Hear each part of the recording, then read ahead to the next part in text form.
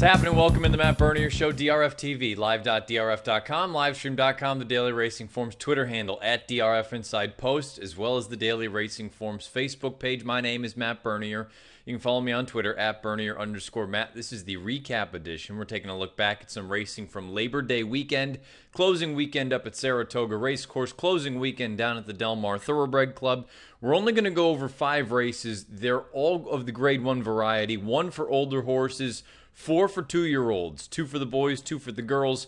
Long stakes montage. Give you all sort of the things that I can't go over timing-wise in the montage from the stakes action over that past weekend. Also give you the weekend's best as far as Beyer speed figure performances are concerned.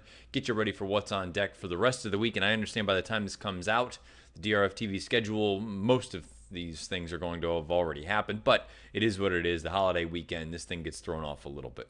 If you are listening live, thank you for doing so. If you check it out podcasts like most of you do, YouTube, SoundCloud, iTunes, video.drf.com. If you're over on YouTube, click that subscribe button, give us a thumbs up. Get all the latest offerings from DRF TV. If you're over on iTunes, write us a little review, give us a positive rating. Greatly appreciated. Let's kick things off with the older horses. The Grade 1 Woodward, Saturday afternoon at Saratoga Racecourse. You had a field of 14 signed on, and really this was a product of no diversify, no mind your biscuits. They chose not to send Catalina Cruiser out from the West Coast. That led to just a giant field and no overwhelming choice in this spot. Your favorite ended up being Gunnavera coming in, making his second start off of a considerable layoff. He had a bad injury to his hoof coming out of the Dubai World Cup. His best race put him right there at the end, but the question was, did you really want to settle for 3 or 3.5 to 1 on a horse like Gunnavera, who you know he's a confirmed sort of one-run closer? And the alternative and the problem then became, if not him, then who? You may not have gotten an epic performance, but you had a fun stretch run as they turned for home about 15 wide. Larry Colmus with the stretch run of this year's Woodward. For home 1-2 with a host of pursuers looking to come and get them. Third is Sunny Ridge. Kurilov is next, and Yoshida is closing with a rush on the far outside. And here comes Yoshida storming home in the center with Gunnavera. These two have kicked it in, and Yoshida has taken the lead under Joel Rosario. Leofric is second on the inside. Yoshida has won the Woodward. It was very close for a second. Yoshida gets the job done for Bill Mott and company. He finishes first. Gunnavera runs second as the 3-1 favorite. And in third is Leofric, the horse that was out there contesting the lead early on at odds of 19-1 for Brad Cox. He rounds out your trifecta. Let's discuss Yoshida a little bit more. In his dirt debut, he gets the job done. He is now a Grade 1 winner on turf and dirt. He's 5 of 11 lifetime, 8 times in the exacta, over $1.2 million, nearly $1.3 million in career earnings. Owned by Windstar Farm LLC, China Horse Club International Limited, SF Racing LLC, and Head of Plains Partners. Trained by Bill Mott, bred by Northern Farm in Japan. Ridden to victory by Joel Rosario. A big day for Rosario on Saturday afternoon. And you see the pedigree at the bottom of the horse card. He is by Heart's Cry out of a Canadian frontier mare named Hilda's Passion. And we know what Hilda's Passion was capable of on the main track here in the States when she was running. Now, the nuts and bolts of this race. A little bit interesting to dissect this, and you're going to find that with a few of these races here when we go over them in the recap edition. 102 Beyer speed figure for Yoshida in his dirt debut. That looks good. That makes him a sort of, let's say a fringe contender for a race like the Breeders' Cup Classic, should they choose to go there. We'll talk about that more momentarily. But from a Timeform standpoint, Timeform US, factoring in the pace situation, and for what it's worth, the fractions 24, 47, 3, 11 and 2, 36 and 2 for the mile, 117 number. Now again, I've brought up sort of that rough estimate, rough sort of gauge. If you're looking at the differences between the Timeform ratings and the Beyer speed figures, roughly about a 20-point difference. If you believe that, then you know what? 20 points less than the 117, you're not going to quite be sniffing that 102 range. You're not even going to crack 100 on the Beyer scale. So you need to make a decision which figures you're more inclined to think are accurate this time around. And again, unfortunately, we just won't really know until these horses exit this race and run wherever they plan on running next. As far as Yoshida is concerned, it sounds like he's not going to run again until the Breeders' Cup Classic. That is the inclination from the connections. You've heard folks from the WinStar camp. You've heard Bill Mott discuss it. Mott was quoted afterwards saying the most impressive part of the whole performance was crossing the wire as easy as he was doing it. At this juncture, we've had greater success at more than a mile, although it hasn't been 10 furlongs, discussing the distance of the Breeders' Cup Classic. I thought visually it was a good effort from Yoshida. I guess the thing that is just sort of nagging at me is that I don't think this was a good field. And I would be curious to know, and look, you can't argue with the fact he got his final 8th in 12:29, but that to me makes it feel even more so that, well, it was kind of run like a turf race. You see that the top 2 finishers came from well out of it, and I realize Leo Frick and Rally Cry were the 2 cutting out the fractions. They finished 3rd and 4th, but then you had Patch who came from way out of it. You had Term of Art who came from way out of it. You had Hentz who came from way out of it. It makes me think that this was just sort of a slowly run race throughout the middle portion, and then they sprinted home, and it was who had anything left in the tank. And Yoshida, being a turf horse, this is kind of the way that he wants to run. And if you look at the final 8ths from these horses, that's kind of the vibe that I'm getting out of it. Gunnevera, 12:46. You look at Leo Frick, 12:74, and he was up there on the front end, including Rally Cry, 12:82. The fact that they're all shading 13 seconds for that final 1/8 of a mile, that to me makes it feel like they weren't going that fast early on. Then you had a horse like Patch who was about 50 wide. I thought he was going into the going toward the rail, going to say hello to the folks in the grandstand. He comes home in 12:24. Term of Art 12:45. Hence 12:50. This to me feels like it was run like a turf race, and I'm always going to be leery about that when the time comes. Let's just say, hypothetically, if you threw Diversify into this race, and you see that Leo Frick and Rally Cry, who no one in their right mind would be comparing them talent-wise, no disrespect to their connections, no one would be comparing them to the likes of a Diversify. If Diversify is in this field, can Yoshida be as far back as he was and then still make up all that ground, knowing that Diversify is going to finish as good, if not better, than Leo Frick, than Rally Cry, and he's probably going to go a heck of a lot faster early?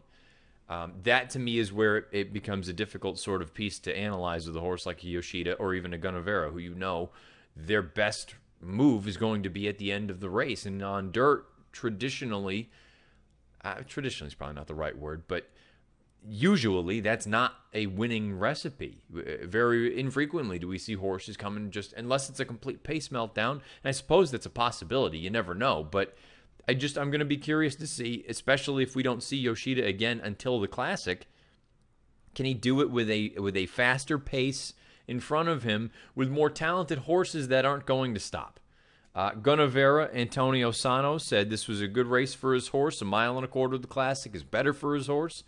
I don't have any reason to disagree with that. I do wonder again, is he, when I think of Diversify and Accelerate, and, I suppose they're very clearly 1 and 2 as far as the Classic division is concerned.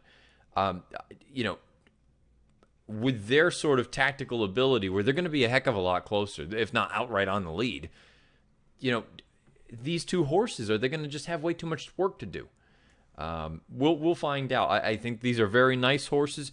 To me, Yoshida at least is a little bit more interesting, just because he did finish as well as he did, and he's unexposed on dirt.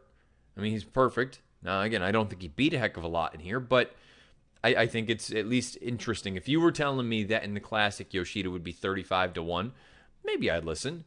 But if he's 10-1, no, he doesn't do anything for me at 10-1 in a race like that against much, much, much better horses on dirt.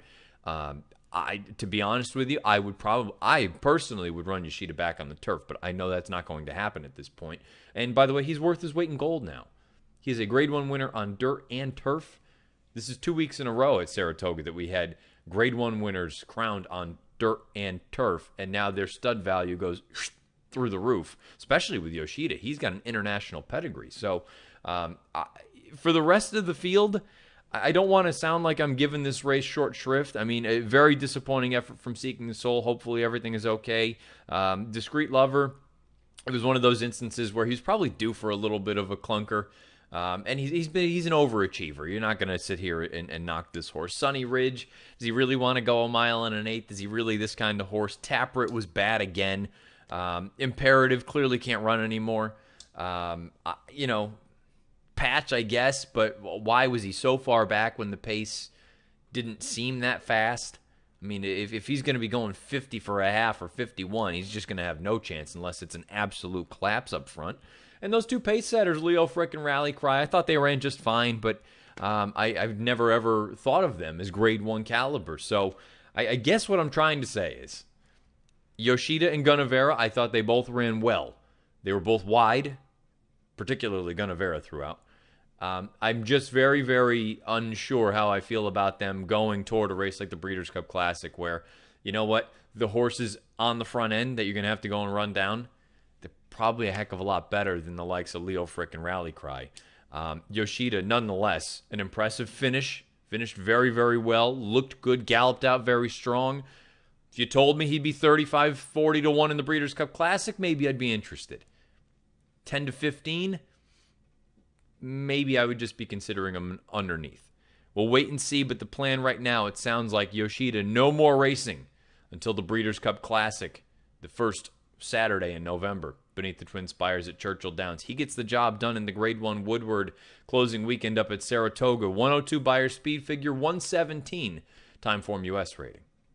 Grade 1 Spinaway, 2-year-old fillies, 7/8 of a mile. The race preceding the Woodward on Saturday afternoon. Let's take a look at the field. 11 of them signed on. The big news, American Pharoah's little sister, his little half-sister, chasing yesterday. She shipped east for Bob Baffert and Mike Smith. Baffert and Smith, past 5 years, Naira, they were 13 for 15 headed into this event. She was impressive breaking her maiden, but at odds of 8 to 5, as impressive as she was and as well as I thought she would run, still seems like a bit of an underlay, especially considering it felt like there were some other talented 2-year-olds in this race. After seeing the result, I think there will be some people that will question the validity of this race and how strong it really was. We'll talk. Chasing yesterday is outside of Restless Rider for the final furlong. It is Nona Madeline digging in on the inside. Bella Chow, Restless Rider alongside. Chasing yesterday, Sipacan Harbor is closing down the center of the track as well, and then it's reflected behind them. Here comes Sipacan Harbor. Sipacan Harbor, she's the real deal. She won the Spinaway. And then it was Restless. Sipacan Harbor, 16 to 1 for Gary Contessa. Joelle Rosario, she gets the job done and wins this year's Spinaway. She's a Grade 1 winner, followed up by the second choice. The runner-up in this spot was Restless Rider at odds of 5 to 2 for Kenny McPeak and BJ Hernandez. And Cassie's Dreamer rounds out your trifecta at odds of 68 to 1. Should you have played that for 50 cents, just under $900. And if you chose to throw in the 125 to 1 shot that ran fourth, Bella Chow, and played that superfecta for a dime, comes back $5,200. Good on you if you had that one. Let's talk about Sipacan Harbor. She's 2 of 3 lifetime, $242,650 in career earnings. Owned by Lee Pocoik, trained by Gary Contessa, bred by Justin Spaeth, Calvert Spaeth, and Equine Equity Partners in Kentucky, ridden to victory by Joelle Rosario. Take a look at that pedigree at the bottom of the horse card. She is by Orb, out of a deputy minister mare named Blossomed. 77 Beyer speed figure, 93 Timeform US rating for Sipacan Harbor, winning this year's Grade 1 Spinaway. Restless Rider, a 73 Beyer, but matches the 93 Timeform US rating. Cassie's Dreamer, a 72 and 89 Timeform US rating. Bella Chow, a 70 Beyer, but a 95 Timeform US rating. And I'm giving you the final sort of ratings for Timeform US, the ones that are incorporating the pace. If you want to look and see all the different sort of situations, head on over to timeformus.com. And Nona Madeline, 68 Beyer, because the Beyers are based on the final clocking. But when you factor in the pace situation, she actually earned the best number in the race from a Timeform standpoint with a 98. We'll talk about her more in a little bit. Sipacan Harbor, I think she's impressive, to be honest with you. You know, when we talked about this race in the DRF preview, the stakes preview, I was very unsure what to make of it because it felt like she debuted on the turf. She had some serious trouble in there. And then the race was washed off onto the dirt, and she won by 100. It's always difficult to determine what you think of those. The fact that she did it in gate-to-wire fashion that day, and then on Saturday she comes from last, a half mile into the race. Now, admittedly, Timeform US had the quarter and the half mile calls both color-coded red, But this girl ran, and I think she can run. I think she's a stone-cold runner. It sounds like Gary Contessa has said she will not run again until the Breeders' Cup Juvenile Fillies, which is understandable. They got 2 races out of her in, I believe, 21 days, 20 days, something along those lines. So you want to give her a little bit of a breather, and you don't want to just squeeze the lemon dry before the big event. I thought it was a visually impressive effort. She did get a very, very good pace setup this time around, but the fact that she has proven that she can win on the lead and she can win from well off of it in passing horses, I think you have to look at her as a potential sort of interesting. I don't think she'll get a ton of respect, truth be told, leading into the Breeders' Cup, but I think you have to look at her a little bit and say, you know what? She's bred to want to run all day. She's won on the lead. She's won off the lead. 2 turns shouldn't be a problem. I think Sippican Harbor is interesting as a horse that may get a little bit overlooked come Breeders' Cup time. There's no reason to think that this is not a legitimate horse and a legitimate filly that could go on to do bigger and better things. I liked Restless Rider coming into it. I picked her. I thought she ran very well. Thought she was a terrible underlay at 5-2. But I thought it was a very, very promising and encouraging effort from her. It felt like when you look at the chart and just the way that everything stacked up, she was mid-pack throughout, and Brian Hernandez, he had a pretty good hold on her basically for the duration of it. And I never really thought that she looked like she was going to threaten for the win, but the fact that she stayed on as well as she did in her first start since the end of June, and you heard Kenny McPeak, they laid out the plan. Spin away to Alcibiades down at Keeneland, to Breeders' Cup Juvenile Fillies at Churchill, where she has had major success already. She's a stakes winner. I thought this was a good effort from Restless Rider. I expect her to move forward. I wouldn't be surprised at all if she is the favorite in the Alcibiades down at Keeneland here in a few weeks. I think this was an important race for her, an impressive effort, and I think she will move forward. Cassie's Dreamer broke very, very slowly out of the gate, but she backed up that career debut that was on a muddy sealed surface. She ran on very well, but again, she's very similar to Sippican Harbor, had all the best of it from a pace standpoint. Bella Chow, totally dismissed on the board. She ran a gutsy race. I want to see her back it up. And I hate to say that because I know so many of these other girls, they haven't really done anything that you would say, oh, well, you know, there's no reason that I shouldn't be questioning that with other girls saying back it up. But I just, with Bella Chow, I want her to prove to me that this is what she is. Chasing Yesterday, she never looked really comfortable at any point. She got in a little bit tight coming out of the gate, and I just never thought that she really found her stride. And Baffert had said maybe it was too much too soon. Mike Smith afterwards said, you know, this is a very, very educational experience. She's going to learn a lot from this and move forward. Nonetheless, I think they can all, I think everybody would agree. Certainly a disappointing effort. We expected a little bit more from Chasing Yesterday. I don't think you can give up on her just yet. She's run twice. She ran bang up in the first one, and she ran poorly in the second one. That's not a reason to be saying that she can't run. I think you'll get a better effort out of her wherever her third lifetime start is. But certainly a disappointment on Saturday from Chasing Yesterday. Catherine the Great, she was probably too close to that pace that was hot and melted down.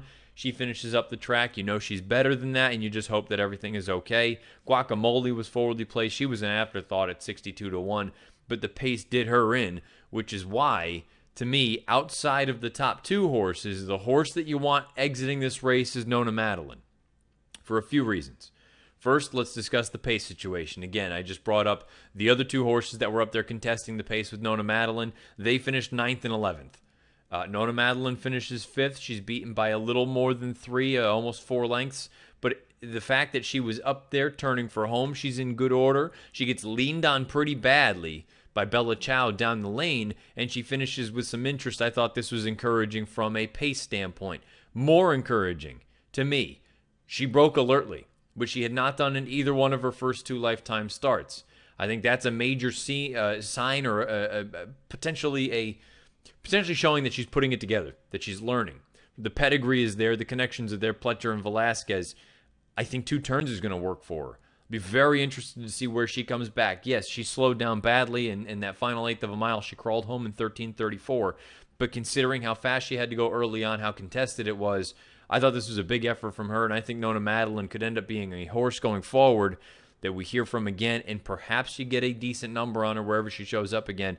I thought she ran arguably the best race out of any of these 2-year-old girls on Saturday afternoon. To me, I already threw her in my DRF horse watch. I would suggest you do the same. Heck, I might even use her for a horse watch coming up this weekend out of the gate. Spoiler alert. Nona Madeline, I thought a very, very strong effort running 5th in the spinaway. Better than it'll look on paper. The top 2, they got good setups, most notably the winner, but I think they can both run. I think Restless Rider, the runner-up, will move forward in the Alcibiades should they go there. Well, that's the plan. But Sippican Harbor, she's a Grade 1 winner for Gary Contessa. Initially, Contessa thought she was a turf horse.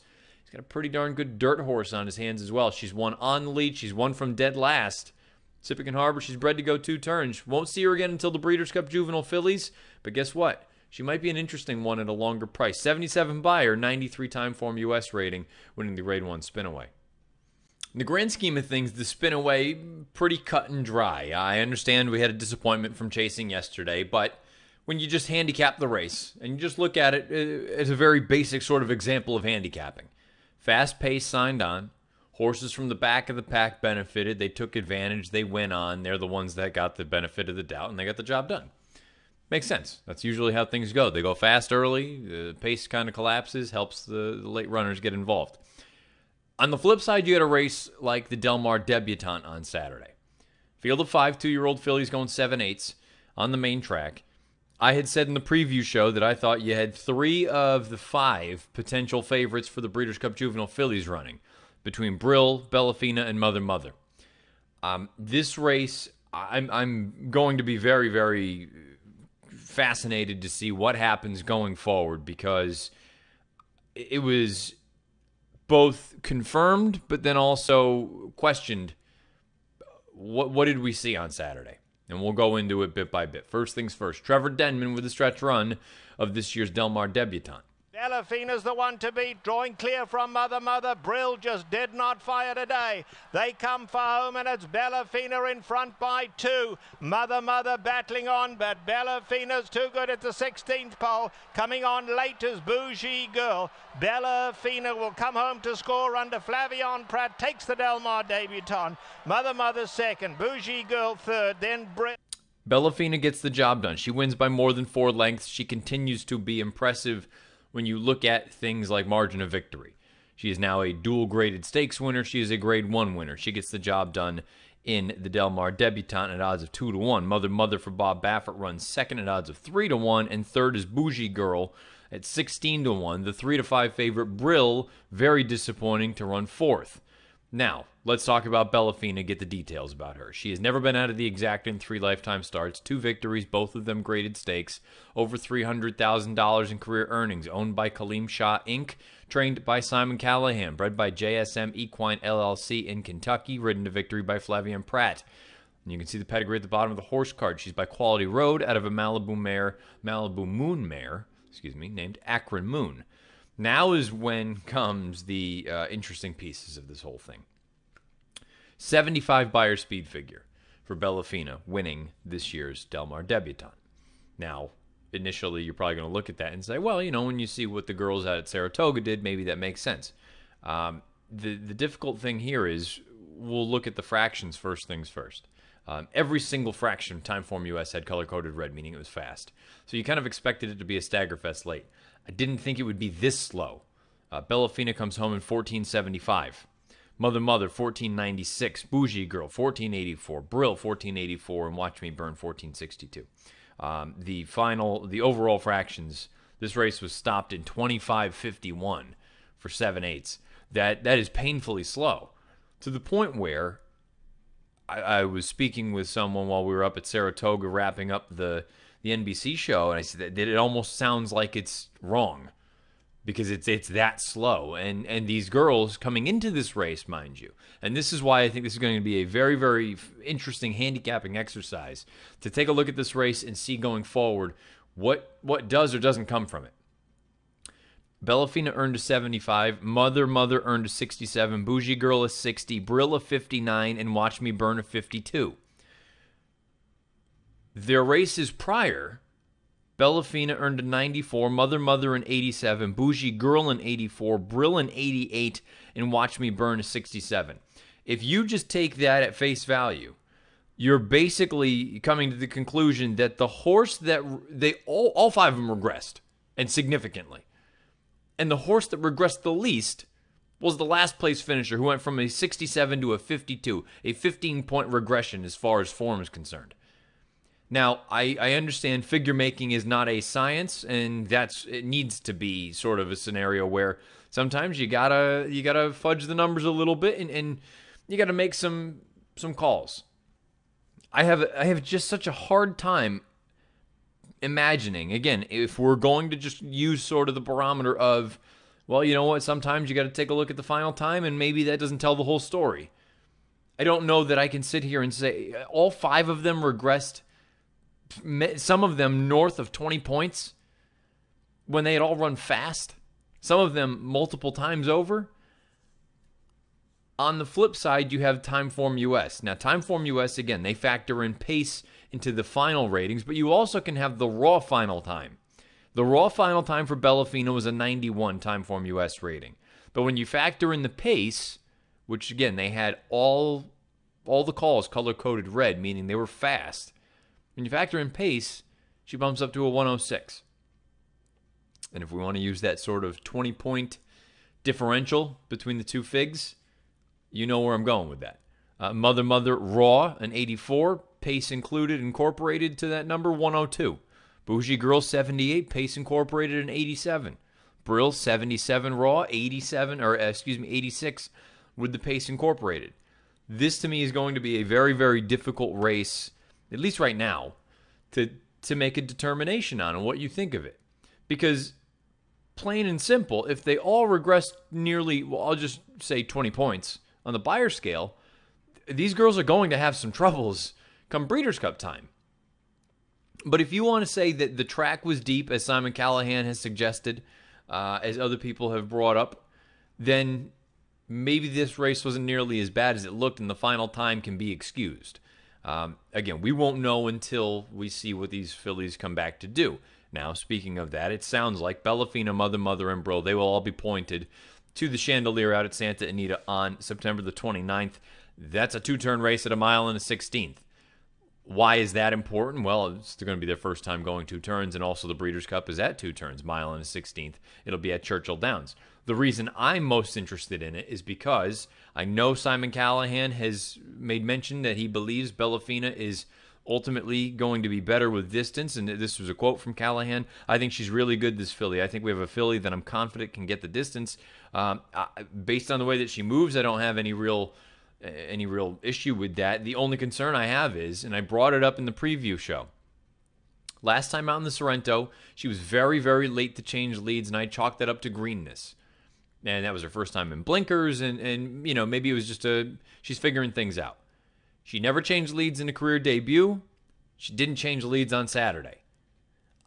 I'm starting to get a little bit worried here that, you know, okay, through 3 starts now, is it greenness or is it just a reluctance to do it? And if it's a reluctance to do it, are we going to have distance problems? And why won't you do it?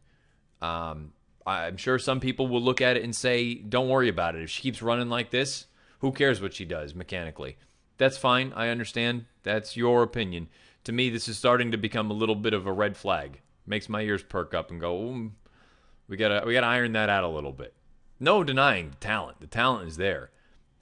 That's something to keep an eye on going forward. Bob Baffert's quote in the racing form following this race for Mother and her effort, she ran all right.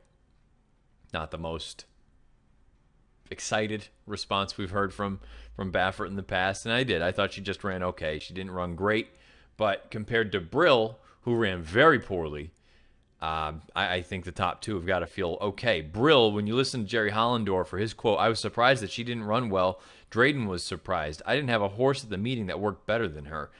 I'm inclined to give her a race, give her the benefit of the doubt. And for one reason or another, she was just flat, and I understand. I've said it before, and others have agreed. It's very difficult to just excuse a terrible, terrible effort. When it's a filly making her second lifetime start, her first start in nearly 2 months, I'm willing to give her the benefit of the doubt. First time against winners also.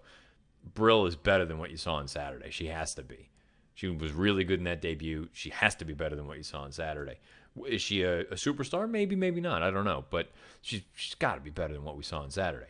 This is going to be one of those races that I think we can look back on, and I'm not totally ready to throw in the towel on this group and say that my sort of inclination of 3 of the top 5 choices for the Breeders' Cup, I still think that's a possibility. These girls just need to prove that this was a product of a slow, deep, tiring racing surface, and not that they are not improving as racing continues. Bellafina, mechanically, I think she's got some things to iron out, but you can't deny that she is precocious, she has talent, and she has a great trainer in Simon Callahan. He has done very good. This is something, he's mirrored this move the past 2 years. Did it with Moonshine Memories last year. We'll find out if he can replicate all the same sort of things with Bellafina this year. She wins the Grade 1 Del Mar Debutante, 75 Beyer, 106 Timeform US rating. Last Grade 1 of the meet at Saratoga 2018. The Grade 1 hopeful, 2-year-old 7/8 on the main track. These were the boys. Field of 8 signed on. Your favorite was Mucho for Bill Mott. Very, very impressive, breaking his maiden in his career debut, something that Mott's horses generally don't do. So that sort of tipped the hand that Mucho was going to end up being a legitimate runner. He ultimately went off favored here, but you had other legitimate horses in here that you could make cases for. And you know what? You had some interesting imports coming in from out of town, and one of them ultimately got all the cash and prizes.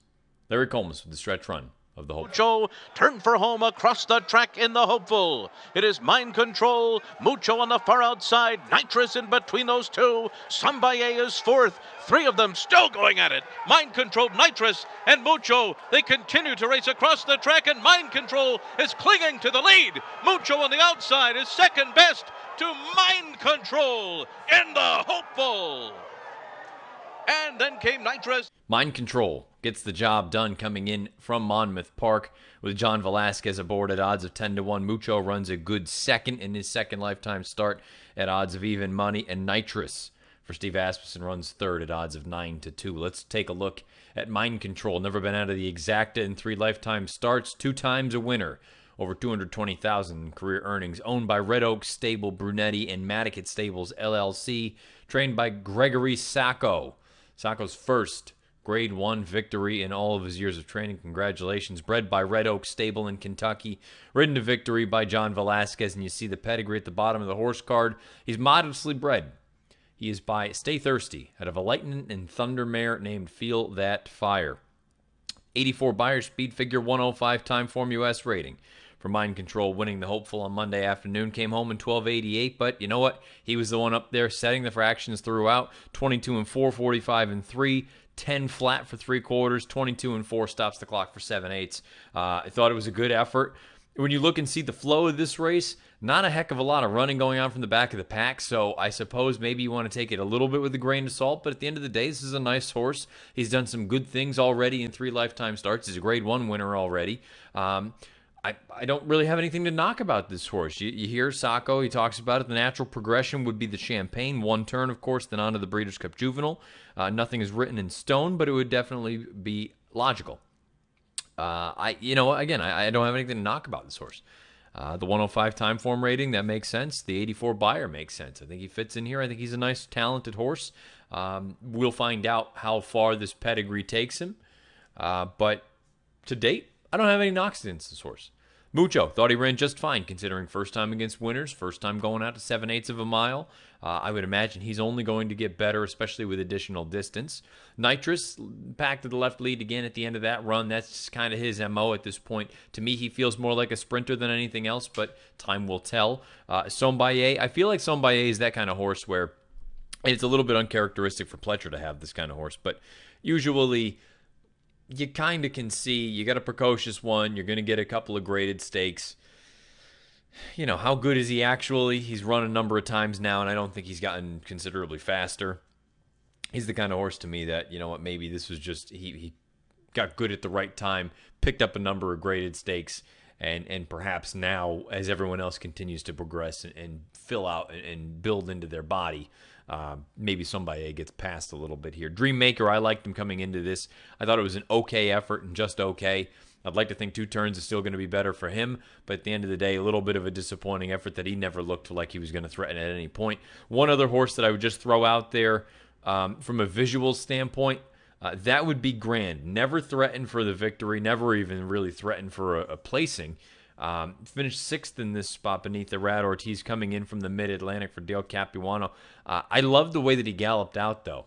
And you look at the pedigree, he's by Power Broker. There's distance on the bottom a little bit. He's the kind of horse that I'm going to throw in my DRF horse watch wherever he shows up next. And again, that's the other piece, too. For folks that use any sort of a stable mail, you have to handicap the race. You can't just bet the horse just because they pop up in your mail. But depending on where he goes, I could see myself being interested in him with additional ground because he galloped out very, very well. That would be grand. Maybe that's one that you want to file away. The hopeful thought it was kind of uneventful. Good English. I thought all the main players kind of did what they were supposed to do. They all ran well, and you got a big effort from a horse shipping in from out of town. Mind Control. He gets the job done in the Grade 1 hopeful. 84 buyer, 105 time form US rating. Nothing's written in stone, but it sounds like the logical stepping stone to the Breeders' Cup Juvenile would be the Champagne at Belmont Park. And the last full recap for the summer boutique meetings. Saratoga's done. Del Mar, we're going to button that up right now with Grade 1 Del Mar Futurity, a field of 6 went postward. No Instagrand for Jerry Hollendorfer. They're going to wait for the American Pharoah on September the 29th out at Santa Anita. That left you with this field here. And you know what? Bob Baffert, well represented. Roadster in this spot, Game Winner. Jerry Hollendorfer had Royaton. They were clearly the 3 best horses in the race, and that's the ultimate sort of trifecta in there. They ran 1, 2, 3. The question was, how would they sort of sort themselves out? Trevor Denman with the stretch run. And Game Winner on the outside. They are homeward bound now. Rowayton is holding on to the lead. Roadster on the outside. Game Winner. Rowayton just keeps on finding. And Rowayton on the inside. And Game Winner. Roadster's not doing enough. Game Winner is. Game Winner's coming through to win it. Game Winner and Mario Gutierrez have won the Del Mar Futurity. Rowayton second. Roadster was third. Game Winner gets it done for Mario Gutierrez and Bob Baffert at odds of 8-5. The runner-up is Royaton. He was out there setting a really legitimate pace. He hangs on for second at odds of 7-1, and the 3-5 favorite Roadster is defeated. He runs third. Let's talk about Game Winner. 2 for 2, lifetime $216,000 in career earnings, owned by Gary and Mary West. Trained by Bob Baffert, bred by Summerwind Equine in Kentucky, ridden to victory by Mario Gutierrez, and you see the pedigree. He is by Candy Ride out of an AP Indy mare named Indian Giving. 93 buyer speed figure for Game Winner, winning the Del Mar Futurity. Royaton a 90, Roadster an 89, and then a significant gap back to the final 3. I thought this was a very impressive effort from Game Winner. I had made Game Winner a horse watch back on Out of the Gate a few weeks back. I think this is a very talented horse and a very interesting horse. Came home in 12:69 when you sort of compare that to the other 2 big horses in here. Roadster came home in 13:05, so essentially 2/5 faster, which is legitimate, going 7/8 of a mile. And then Royaton, he was hanging on his left lead. He was getting tired at the end, came home in 13:39. He seems to be learning a little bit on the green side. Game Winner, I'm very, very interested in a horse like this going forward. 2 turns, I don't think is a problem. You heard that pedigree. He looks like that kind of horse. He can sit, take over, do what he needs to do. Baffert discussed this horse. I thought he ran great coming back that quick. He's a big, heavy horse. He sat just outside cruising.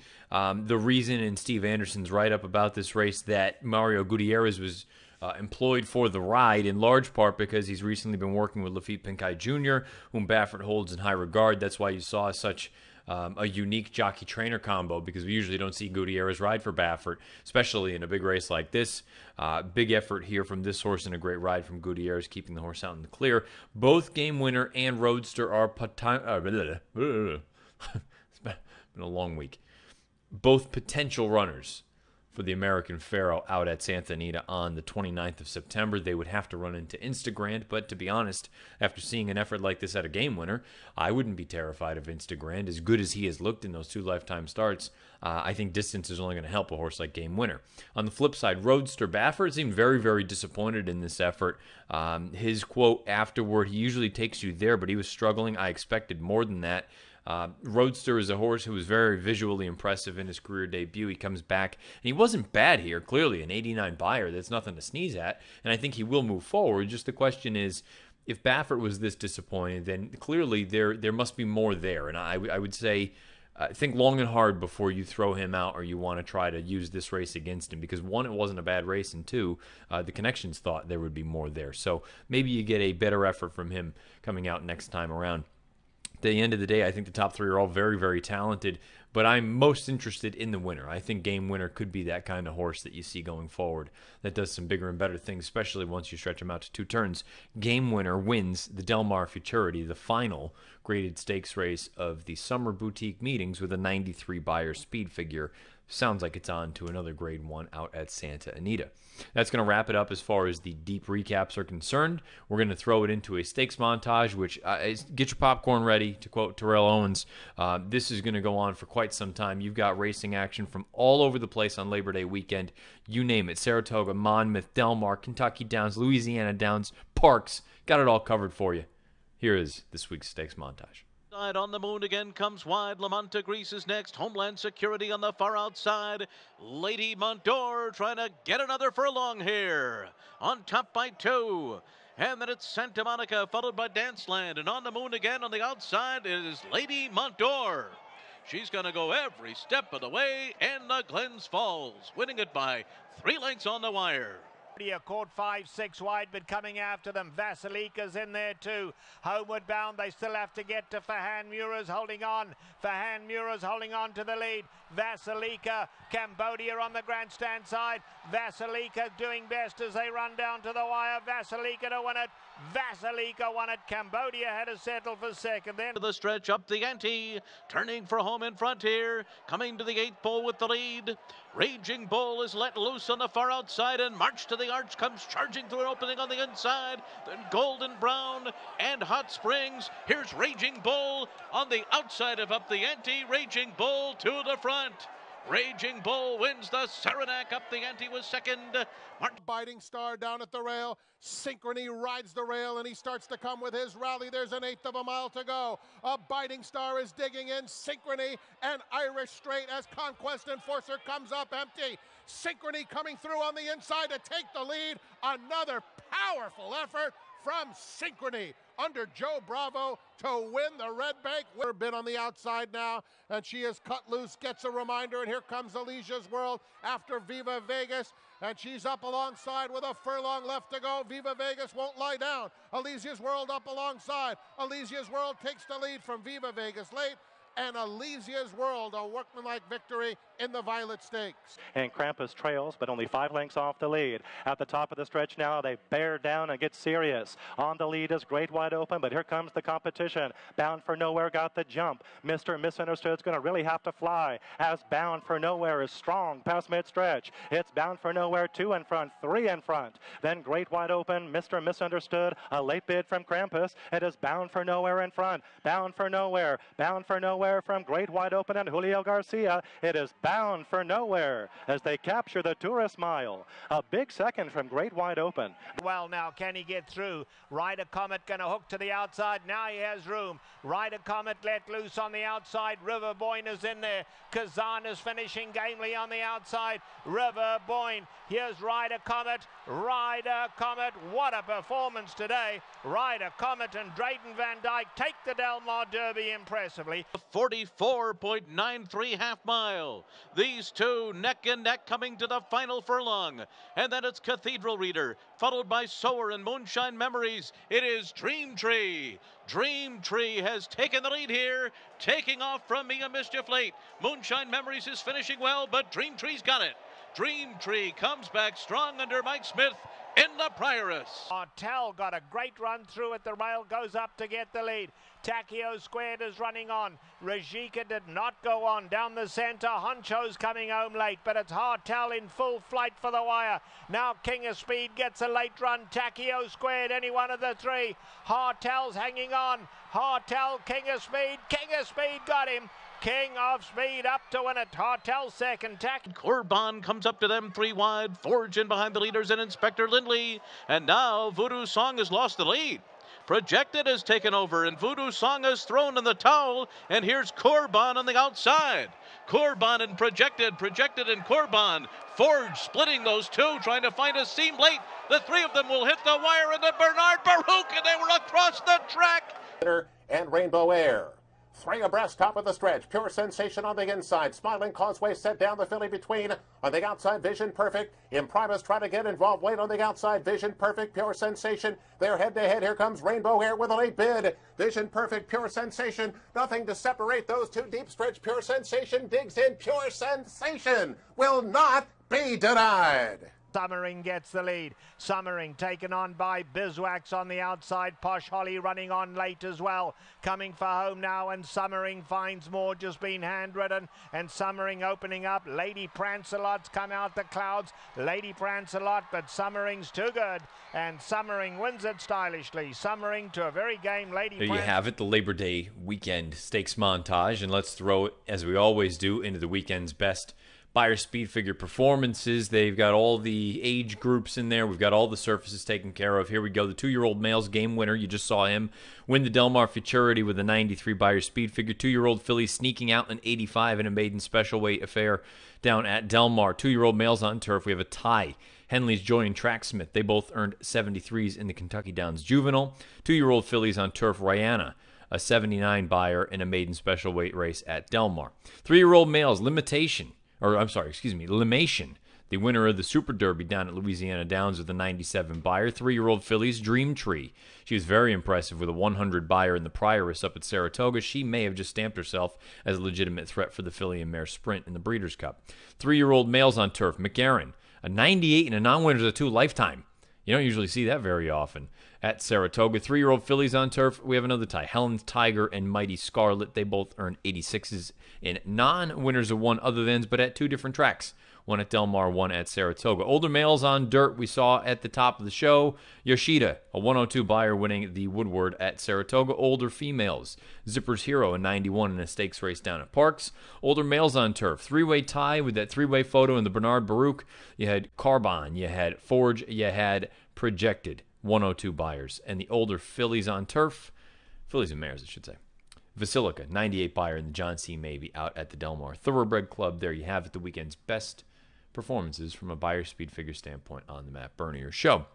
Here's the DRF TV schedule of events. If you're listening to this, you're probably well into this week. But again, stakes previews all over the place. You'll have the preview edition of the Matt Bernier Show. I'll discuss that more momentarily. You'll have the DRF Players Podcast. You'll have Out of the Gate. You'll have, you name it, it's out there. All sorts of good stuff for you. Head on over to video.drf.com or the Daily Racing Forums YouTube channel. As far as the preview edition coming up, I will be recording it tomorrow on Thursday. It will be running live on Friday, as it normally does, but you can find it probably late Thursday night, wherever you get your podcasts. It's probably going to be a little bit of a different preview. We will reintroduce the NFL trifecta, because NFL opening weekend is upon us, so that'll be part of it. But more importantly, from a racing standpoint, I want to talk about the 2-year-olds that, since these 2 meetings are wrapped up, Del Mar and Saratoga, try to go over some of the more impressive, some of the faster 2-year-old performances, and perhaps get some of those on your radar going forward leading into the Breeders' Cup and all those other sort of big preps leading into that. Because, again, that's what this time of year is all about, getting the babies ready to go and seeing who potentially could be the stars of tomorrow. So that's what the preview, there won't be many just real legitimate dives into races coming up on the preview edition. It'll be more so buttoning up, and I had someone ask, will there be a recap edition focused on the 2-year-olds? Not really. It'll be the preview coming up tomorrow. But that'll be specifically 2-year-old related from these past 2 meetings. And again, and a little bit of NFL football to discuss leading into opening weekend. Live, obviously, this is not happening. Normally, you listen to live.drf.com, livestream.com, or the social media pages for the Racing Form. If you listen to this podcast, which you're going to have to this week around, YouTube, SoundCloud, iTunes, video.drf.com, as well as the Daily Racing Forms YouTube channel. You have any questions, comments, concerns, fire away at me on Twitter, at Bernier_Matt, or beneath the video player on the YouTube channel. Thanks again for listening. Like I said, questions, comments, concerns, you got it. Fire away. I will be back. I will record the preview edition, and it will be up sometime Thursday evening. If you listen to it live, though, you know the drill on Friday. That will be buttoning up following the DRF Players Podcast and preceding the latest edition of Out of the Gate. So until Friday, best of luck however you play, whatever you play, wherever you play. This has been the recap edition of the Matt Bernier Show.